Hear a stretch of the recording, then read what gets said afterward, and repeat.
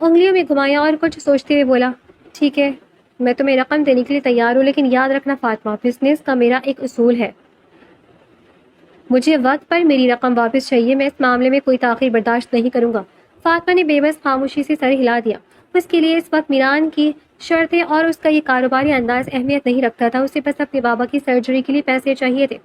اب تم یہاں کھڑی وقت ضائع مت کرو، ہسپتال جاؤ، میران نے گھڑی پر وقت دیکھتے ہوئے کہا اور انٹرکام کا بٹن دبا کر اپنے مینیجر کو اندر بلایا۔ اس نے مینیجر کی طرف دیکھا اور حکم دیا، بیگم صاحبہ کے ساتھ ہسپتال جاؤ اور وہاں جتنے بھی ڈیوز ہیں وہ سب فوراً کلیئر کر دو، سرجری میں کوئی دیر نہیں ہونی چاہیے۔ مینیجر نے سر جھکا کر کہا، جی سر۔ فاطمہ نے اپنی گالوں پر گرے آنسوں کو صاف کیا اور کھڑی ہو گئی۔ ایک پل کے لیے اس کے ذہن میں کشمکش چلی کہ وہ اس شخص کا شکریہ ادا کرے یا نہ کرے جس نے اس کی زندگی برباد کی تھی۔ آج اسی نے اس کے باپ کی زندگی بچانے کا انتظام کیا تھا، لیکن اس کا دل ابھی اتنا بڑا نہیں تھا اور نہ ہی ہوا تھا کہ وہ میران کا احسان مانے۔ اس نے میران کی طرف دیکھا جس کا رخ اب دوبارہ اپنے ماتھے پر بل لائی فائلوں کی طرف ہو چکا تھا۔ فاطمہ نے بنا کوئی لفظ کہے، بنا شکریہ ادا کیے رخ موڑا اور تیزی سے میٹنگ روم سے باہر نکل گئی، جبکہ میران نے اس کے جانے کے بعد گہرا سانس لیا اور اپنی فائل بند کر دی۔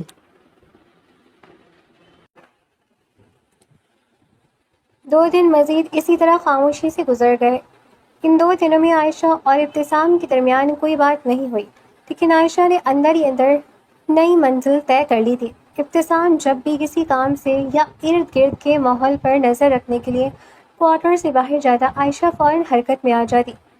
اس نے کوارٹر میں موجود واش روم کی چھوٹی کھڑکی کو اپنا ہدف بنا لیا تھا۔ وہ کھڑکی لوہے کے پرانی فریم میں جڑی تھی اور عائشہ کچن سے چوری چھپے لایا ہوا ایک پرانا چمچ استعمال کر کے پچھلے 2 دن سے اس کے کیل اور قبضے ڈھیلے کرنے میں لگی ہوئی تھی۔ اس کی سخت محنت رنگ لا رہی تھی اور وہ لوہے کی گرل کافی حد تک ڈھیلی بھی ہو چکی تھی۔ آج بھی وہ واش روم کی فلور پر کھڑی پسینہ پوچھتی پوری قوت سے اس گرل کو ہلا رہی تھی کہ اچانک باہر کوارٹر کا مرکزی دروازہ کھلنے کی آواز آئی۔ عائشہ کے ہاتھ ایک پل کو رک گئے۔ اس نے گھبرا کر فوراً کھڑکی کے پینل کو واپس سیدھا کر کے اپنی جگہ پر فٹ کیا، چمچ کو اپنی قمیض میں چھپایا، جلدی سے بیسن پر جا کر ہاتھ دھوئے اور نارمل بنتی واش روم سے باہر نکل آئی۔ ابتسام ہال میں کھڑا تھا اور اس کے ہاتھ میں تازہ فروٹس تھے، برا ایک بڑا شاپر تھا۔ اس نے واش روم سے نکلتی عائشہ کو مشکوک نظروں سے دیکھا، جیسے وہ اس کے چہرے کے تاثرات پڑھنا چاہ رہا ہو، لیکن عائشہ نے خود پر کوئی خوف طاری نہیں ہونے دیا اور خاموشی سے ایک طرف کھڑی ہو گئی۔ ابتسام نے کچھ فروٹس ٹرے میں نکال کر ٹیبل پر رکھے، پھر شاپر سے چند سیب اٹھائے اور مڑ کر باہر کی طرف جانے لگا۔ کوارٹر کا مرکزی دروازہ اب بھی کھلا تھا اور باہر درختوں کے سائے میں ایک خوبصورت مضبوط کالا گھوڑا بندھا کھڑا تھا، جس کی موجودگی کا عائشہ کو پہلے سے علم تھا۔ ابتسام باہر گیا اور بڑے پیار سے اس گھوڑے کی پیٹھ پر ہاتھ پھیرتے ہوئے اسے سیب کھلانے لگا۔ وہ سنگل پروفیسر اس وقت اس جانور کے ساتھ بہت نرم لگ رہا تھا۔ عائشہ نے چور دروازے کا خیال ذہن سے جھٹکا۔ وہ دبے پاؤں چلتی ہوئی کوارٹر کی دہلیز تک آئی اور کٹہرے سے ٹیک لگا کر بہت دھیمے اور عاجزانہ لہجے میں بولی، سر۔ ابتسام نے سیب گھوڑے کے منہ میں دیتے ہوئے گردن گھما کر اسے دیکھا۔ سر، کیا میں تھوڑی دیر کے لیے باہر آ سکتی ہوں؟ میرا اندر بند رہ کر دم گھٹ رہا ہے، میں کہیں بھاگوں گی نہیں، آئی پرومس۔ عائشہ نے معصومیت سے اپنی دونوں ہتھیلیاں جوڑی۔ ابتسام نے چند سیکنڈز عائشہ کے چہرے کو دیکھا، پھر گھوڑے کی باگ پکڑتے ہوئے مختصر جواب دیا، آ جاؤ، لیکن ہاتھ یاد رکھنا۔ عائشہ نے دل ہی دل میں خوشی منائی اور آہستہ آہستہ قدم بڑھاتی ہوئی باہر کی کچی مٹی پر آ گئی۔ جیسے ہی وہ گھوڑے کے قریب پہنچی، اس کالے چمکدار گھوڑے نے اپنے کان کھڑے کیے اور بڑی بڑی آنکھوں سے عائشہ کو گھورنے لگا، جیسے کہہ رہا ہو کہ یہ نئی مخلوق کون ہے۔ گھوڑے کا اس طرح گھورنا عائشہ کو تھوڑا ڈرا گیا۔ وہ ایک قدم پیچھے ہٹی۔ سر، یہ کاٹتا تو نہیں ہے نا؟ اگر اسے چھیڑو گی نہیں تو کچھ نہیں کہے گا، ابتسام نے روکھے پن سے کہا۔ عائشہ اب ابتسام کا اعتماد ہر قیمت پر جیتنا چاہتی تھی تاکہ وہ واش روم والی کھڑکی کا کام مکمل کر سکے۔ اس نے اپنے خوف پر قابو پایا، گہرا سانس لیا اور بہت ڈرتے ڈرتے اپنا نرم ہاتھ آگے بڑھا کر گھوڑے کی پیشانی پر رکھ دیا۔ گھوڑے نے ہلکی سی ہنکھاہٹ کی لیکن پرسکون رہا۔ عائشہ کے لبوں پر مسکراہٹ ابھر آئی اور وہ اسے تھپتھپانے لگی۔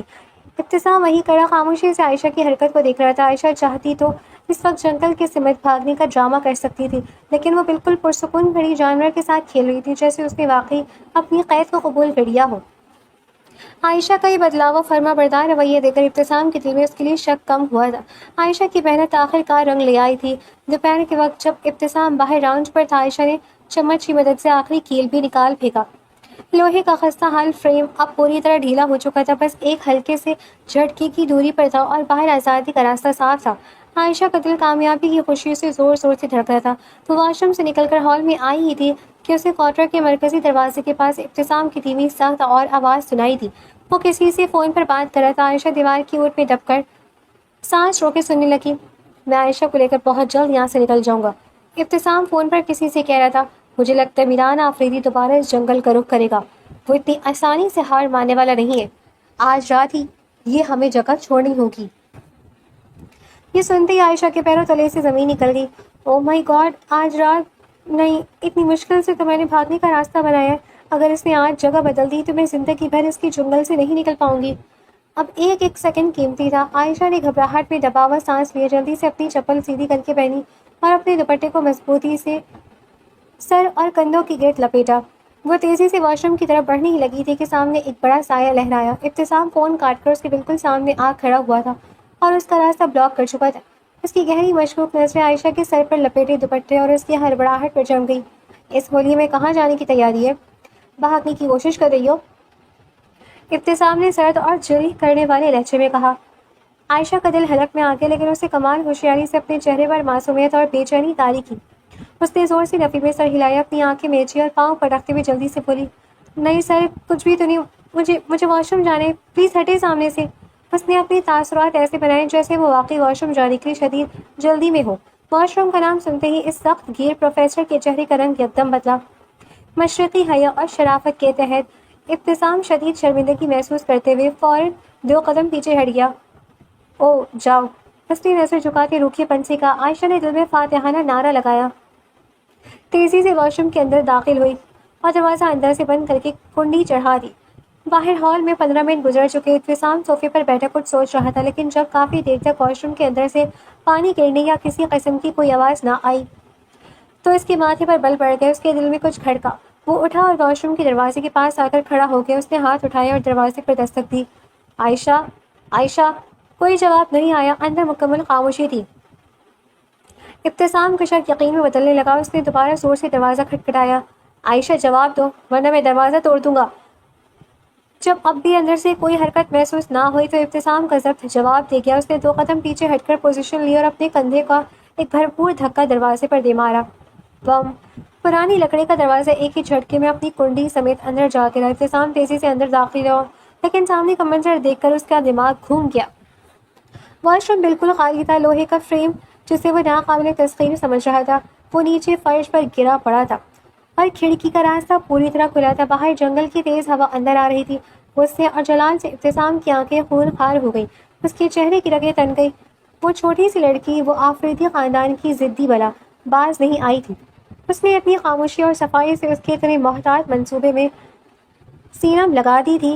इन चंद दिनों में इस छोटी सी लड़की ने इब्तिसाम जैसे शातिर दिमाग इंसान को तिगनी का नाच नचा दिया था और वो एक बार फिर उसके हाथ से निकल चुकी थी। आयशा अफरीदी!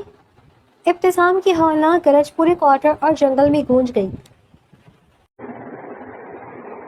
वो जंगल के पथरीले रास्तों पर किसी शिकारी चीते की तरह तेज रफ्तारी से भागा। उसकी नजरें ज़मीन पर मिट्टी और सूखे पत्तों पर आयशा के पैरों के निशानात ढूंढ रही थी। ठीक 15 मिनट की अंधाधुंध दौड़ के बाद उसे कुछ दूरी पर झाड़ियों के हिलने की आवाज़ आई। इब्तिसाम के कदम वहीं रुक गए। वो आहिस्ता आहिस्ता कदम बढ़ाता हुआ इस घनी झाड़ी के पास पहुंचा। वहाँ आयशा आफरीदी ज़मीन पर बैठी ज़ारो कतार रो रही थी। उसका दुपट्टा का एक हिस्सा कांटेदार झाड़ियों में ऐसा उलझा था कि वो जितना खुद को छुड़ाने की कोशिश करती, कांटे उसके वजूद में चुभ जाते। उसके पाँव एक बार फिर लहूलुहान हो चुके थे और वो बेबसी से वहीं मिट्टी पर ढेर हो चुकी थी। इब्तिसाम ने अपने चौड़े सीने पर दोनों हाथ बांधे और वहीं खड़े होकर ऊपर से गहरी ख़मशगीन नज़रों से इस पर्ची होती लड़की को घूरने लगा। उसका साया आयशा पर पड़ा तो आयशा ने सहम कर सर उठाया। इब्तिसाम को अपने सामने पाते ही उसका खून जम गया। मैं भाग नहीं रही थी सर, आयशा ने खौफ से हिकलाते हुए फ़ौरन सफाई पेश की, हालांकि उसकी हालत साफ बता रही थी कि वो क्या कर रही थी। इब्तिसाम के लबों पर कांटदार तंज उभरा। ओ वाकई तुम भाग नहीं रही थी? मैं भी कितना बेवकूफ़ हूँ। मिस आयशा अफरीदी तो नंगे पाँव इस घने जंगल में सिर्फ यहाँ की सफाई सुथराई देखने निकली है ना? सर प्लीज़, आयशा ने रोने वाले मुंह के साथ हाथ जोड़े। खामोश, ابتسام نے غصے سے اپنے دانت پیسے جو اس نے عائشہ کو سہمنے پر مجبور کر دیا۔ اس نے جھک کر ایک ہی جھٹکے سے عائشہ کا دوپٹہ ان کانٹوں سے آزاد کیا جو اس کے کپڑا کڑچ کر کی آواز کے ساتھ پھٹ گیا۔ پھر اس نے عائشہ کو بازو سے دبوچا اور جھاڑیوں سے باہر نکال کر تقریباً گھسیٹتے ہوئے واپس کوارٹر کی طرف لے جانے لگا۔ عائشہ کے رونے اور منتیں کرنے کا اس پر کوئی اثر نہیں ہو رہا تھا۔ کوارٹر کے اندر لاتے ابتسام نے عائشہ کو ہال میں موجود لکڑی کی بھاری میز کے پاس لایا۔ اس بار انداز میں کوئی رحم یا نرمی نہیں تھی۔ اس نے مضبوط اور موٹی رسی اٹھائی۔ عائشہ نے تڑپ کر پیچھے ہٹنا چاہا لیکن ابتسام نے اسے ایک ہی جھٹکے سے دبوچا اور اس کے دونوں پیروں کو اس بھاری میز کے پائی کے ساتھ اتنی مضبوطی سے جکڑ کر باندھا کہ وہ اپنی جگہ سے 1 انچ بھی ہلنے کی قابل نہ رہی۔ اب وہ بیٹھ تو سکتی تھی لیکن کھڑی ہو کر قدم نہیں بڑھا سکتی تھی۔ چھوڑے مجھے، یہ کیا کر رہے ہیں آپ؟ میں مر جاؤں گی ایسے، عائشہ نے رسی کو کھینچتے ہوئے چیخ کر کہا۔ ابتسام نے رسی کا آخری سرا ایک پکے وزن کے ساتھ باندھا، پھر سیدھا کھڑا ہو کر اپنے کپڑے درست کیے۔ اس کی آنکھیں اب بھی دہتے انگارے کی مانند تھیں۔ اب تم اسی طرح اس میز سے بندھی رہو گی عائشہ آفریدی، ابتسام نے چبا چبا کر نہایت سرد اور حتمی لہجے میں کہا۔ نہ کوئی واش روم کا ڈرامہ اور نہ ہی کوئی اور نخرے، جب تک تمہارا اگلا اور بالکل پکا بندوبست نہیں ہو جاتا تم یہیں رہو گی۔ وہ مڑا اور کچن کی طرف چلا گیا تاکہ جگہ بدلنے کی تیاری کر سکے۔ ساری رات ایک ہی پوزیشن میں بھاری میز کے پائے سے بندھے رہنے کی وجہ سے عائشہ کے پاؤں میں شدید درد ہونا شروع ہو گیا تھا۔ پاؤں کی نسیں جیسے سوکھ چکی تھیں اور سوج گئی تھیں اور ہلکی سی جنبش پر بھی اس کے منہ سے سسکاریں نکل جاتی تھیں۔ غصہ اور انا اب تکلیف کے آگے دم توڑ چکے تھے۔ صبح جیسے ابتسام کمرے سے باہر نکلا، عائشہ نے فوراً منت سماجت والا لہجہ اپنایا۔ سر پلیز میرے پاؤں کھول دیں، خدا کے لیے کھول دیں۔ عائشہ کی آواز میں اس بار سچی تکلیف تھی۔ میں سچ کہہ رہی ہوں، اب کبھی بھاگنے کی کوشش نہیں کروں گی۔ میں قسم کھاتی ہوں اپنے بابا کی، اپنے بھائیوں کی قسم کھاتی ہوں، میں اب کوئی چال نہیں چلوں گی۔ بس یہ رسی کھول دیں، مجھ سے یہ درد برداشت نہیں ہو رہا۔ ابتسام صوفے کے پاس کھڑا خاموشی سے اس کا چہرہ دیکھتا رہا۔ عائشہ مسلسل بولی جا رہی تھی، قسمیں کھا رہی تھی۔ اس کے مستقل بولنے اور اس کی حالت دیکھنے کے بعد ابتسام کے چہرے کے تاثرات کچھ نرم ہوئے۔ وہ 90 تولے قدموں سے اس کے پاس آیا اور رسی کی گرہ کھولنے لگا۔ تمہاری ان قسموں پر مجھے رتی برابر بھی بھروسہ نہیں ہے، ابتسام نے رسی کھولتے ہوئے سرد لہجے میں کہا۔ اور ویسے بھی اب اس رسی کی ضرورت نہیں ہے، ہم اپنے پکے ٹھکانے پر جا رہے ہیں، وہاں واش روم کی کھڑکیاں توڑنے کی گنجائش نہیں ہوگی۔ پھر دیکھتا ہوں تم کیسے بھاگتی ہو۔ رسی کھلتے ہی عائشہ نے سکون کا سانس لیا اور اپنے پاؤں کو سیدھا کر کے مسلنے لگی۔ ابتسام رسی ایک طرف پھینک کر بنا کوئی بات کیے کوارٹر سے باہر نکل گیا جہاں اس کا گھوڑا بندھا ہوا تھا اور وہ اسے صبح کا چارہ کھلانے لگا تھا۔ عائشہ نے ایک لمحہ سوچا اور اب کی بار بنا پوچھے دبے پاؤں اس کے پیچھے باہر آ گئی۔ ابتسام نے جیسے ہی سوکھے پھتوں پر اس کے قدموں کی آہٹ سنی، اس نے چارہ کھلانا روکا اور مڑ کر ایک گہری غصیلی نظر عائشہ پر ڈالی جیسے پوچھ رہا کہ اب باہر کیوں آئی ہو۔ عائشہ نے فوراً اپنے دونوں ہاتھ اوپر اٹھائے۔ پرامس سر، میں بالکل نہیں بھاگ رہی، میرا تو پاؤں اتنا زخمی ہے، میں بھاگ ہی نہیں سکتی۔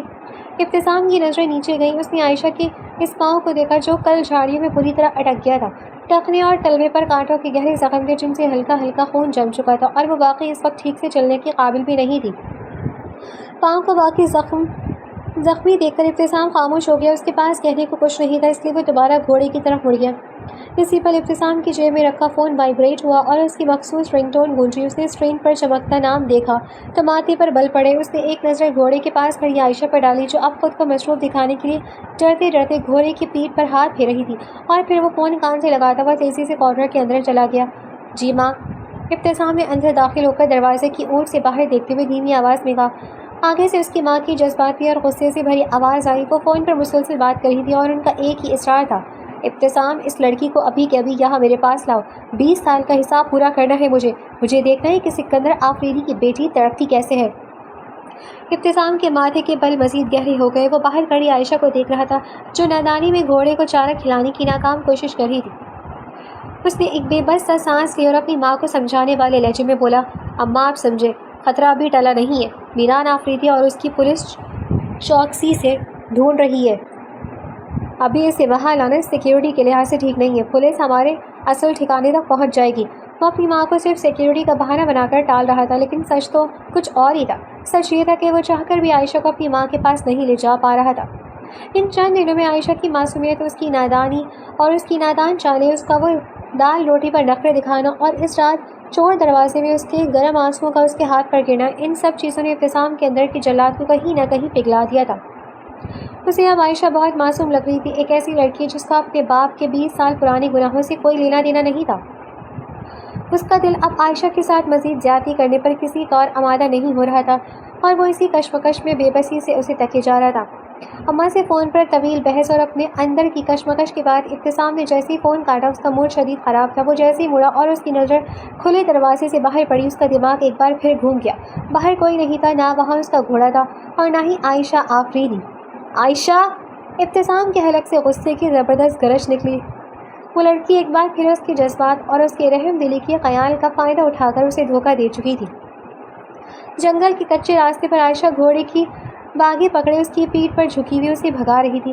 اس کا اپنا زخمی پاؤں رکاب میں بری طرح درد کر رہا تھا، لیکن آزادی کی دھن میں وہ گھوڑے کو تھپتھپا کر کہہ رہی تھی، جلدی بھاگو گھوڑے، پلیز تیز بھاگو، وہ جلاد اب ہم تک کبھی نہیں پہنچ سکتا، بس تھوڑی دور اور. ابھی اس کے جملے پورے بھی نہیں ہوئے تھے کہ اچانک پورے جنگل کی فضا میں ایک مخصوص نہایت تیز اور زوردار سیٹی کی آواز گونجی. وہ ابتسام کی سیٹی تھی. سیٹی کی آواز کانوں میں پڑتی وفادار اور سدھائے ہوئے گھوڑے نے ایک زوردار ہنکاہٹ ماری اور عائشہ کے کھینچنے کے باوجود اچانک ہوا میں اپنے اگلے پاؤں اٹھا کر پورا رخ واپس کوارٹر کی طرف پلٹ لیا. عائشہ کو سنبھلنے کا موقع ہی نہیں ملا. گھوڑا اب اپنی پوری وحشیانہ رفتار سے واپس کوارٹر کی طرف دوڑ رہا تھا جہاں اس کا مالک کھڑا تھا. گھوڑے کی اتنی تیز اسپیڈ اور اچانک لگنے والے جھٹکے کے باعث عائشہ کا توازن مکمل طور پر بگڑ گیا. اس کا زخمی پاؤں گھوڑے کے باگ اور زین کی مضبوط رسی میں اٹک گیا اور وہ پیٹھ کے بل نیچے کی طرف پھسل گئی. وہ گھوڑے سے نیچے تو نہیں گری، لیکن اس کا پاؤں اوپر رسی میں پھنسا رہا تھا اور الٹی ہو کر گھوڑے کے پیٹ کے ساتھ لٹک گئی. اس کے بال مٹی میں گھسٹ رہے تھے اور اس کا پورا وجود ہوا کے تھپڑے کھا رہا تھا. جب گھوڑا کارنر کے صحن میں آ کر یکدم رکا تو عائشہ کا منہ اور اس کا سر لٹکتے ہوئے بالکل ابتسام کی بوٹوں کے پاس آ کر رکا. وہ الٹی لڑکی درد اور خوف سے بری طرح کرہا رہی تھی. ابتسام وہیں کھڑا تھا، چہرے پر سرد تاثرات لیے جبڑے بھیجے ہوئے تھے. اس نے آگے بڑھ کر گھوڑے کی زین سے بندھی اس رسی کو ایک ہی زوردار جھٹکا دیا. آہ! رسی کھینچتی عائشہ کا پاؤں آزاد ہوا اور وہ سیدھی نیچے سخت کچی مٹی پر بیٹھ کر پیٹ کے بل گری. اس کا زخمی پاؤں دوبارہ سوج گیا تھا. وہ زمین پر پڑی تڑپ رہی تھی جبکہ ابتسام اوپر کھڑا اسے خونخوار نظروں سے دیکھ رہا تھا. زمین پر پیٹ کے بل گرنے اور زخمی پاؤں میں شدید درد کے باوجود عائشہ نے جب اوپر دیکھا تو ابتسام کا چہرہ غصے سے بالکل لال ہو رہا تھا. اپنی چوری پکڑے جانے پر شرمندہ ہونے کے بجائے اس نے صورتحال کو سنبھالنے کے لیے کمال ڈھلائی کا مظاہرہ کیا. وہ وہیں کچی مٹی پر بیٹھی ایک ہاتھ سے اپنا پاؤں سہلاتے ہوئے ابتسام کو دیکھ کر خجالت سے کھلکھلا کر ہنسنے لگی. سر، یقیناً آپ کو اس وقت یہی لگ رہا ہوگا کہ میں یہاں سے بھاگنے کی کوشش کری تھی، ہے نا؟ اس نے اپنے بکھرے ہوئے بال پیچھے جھٹکے اور چہرے پر دنیا بھر کی معصومیت سجا کر بولی، پر سچ مانے ایسا بالکل بھی نہیں ہے. میں تو بس اس پیارے سے گھوڑے پر بیٹھ کر تھوڑی سی رائڈ لے رہی تھی. موسم کتنا اچھا ہے نا باہر، پر آپ کی اس سیٹی نے میرا سارا موڈ اور میری راؤنڈ دونوں خراب کر دی. ابتسام نے کوئی جواب نہیں دیا. وہ اپنے دونوں ہاتھ کمر پر رکھے پتھر کا بت بنے خمشگین نظروں سے اسے صرف گھور رہا تھا. اس کے چہرے کے سخت تاثرات بتا رہے تھے کہ وہ عائشہ کی کہانی پر 1% بھی یقین نہیں کر رہا تھا. عائشہ کو اندازہ ہو گیا کہ اب یہاں مزید رکنا خطرے سے خالی نہیں ہے، ورنہ یہ جلاد واقعی اسے دوبارہ کسی صندوق میں بند کر دے گا. اچھا بابا، غصہ نہ کرے، میں خود ہی اندر جا رہی ہوں. وہ زمین سے اٹھی اور اپنی قمیص سے مٹی جھاڑتی ہوئی ایک ٹانگ پر وزن ڈال کر بری طرح لنگڑاتی ہوئی انتہائی عزت کے ساتھ خود ہی کوارٹر کے اندر چلی گئی. ابتسام ابھی باہر ہی کھڑا تھا کہ عائشہ نے ہال میں پہنچ کر ایک اور چونکا دینے والی چال چلی. وہ تیزی سے اسی پرانی لکڑی کی بھاری میز کے پاس گئی، فرش پر بیٹھی اور ابتسام کے اندر داخل ہونے سے پہلے وہاں پڑی موٹی رسی کو اٹھا کر خود ہی اپنے پاؤں کی گت لپیٹنے اور اسے میز کے پائے سے باندھنے لگی. وہ یہ ظاہر کرنا چاہ رہی تھی کہ وہ کتنی سدھری ہوئی اور فرمانبردار قیدی بن چکی ہے. جب ابتسام کوارٹر کے اندر داخل ہوا تو سامنے کا منظر دیکھ کر ایک پل کے لیے اس کے قدم وہی رک گئے. عائشہ میز سے بندھی بڑی سلیقے سے اپنے ہاتھ گود میں رکھے معصوم بنی بیٹھی تھی، جیسے اس نے کچھ کیا ہی نہ ہو. ابتسام نے دروازے سے ٹیک لگائی اور اس لڑکی کی اس بے مثال اور معصوم چالاکی پر گہرا سانس لے کر اسے صرف گھور کر رہ گیا. اس کا غصہ اب آہستہ آہستہ ایک بے بسی میں بدل رہا تھا.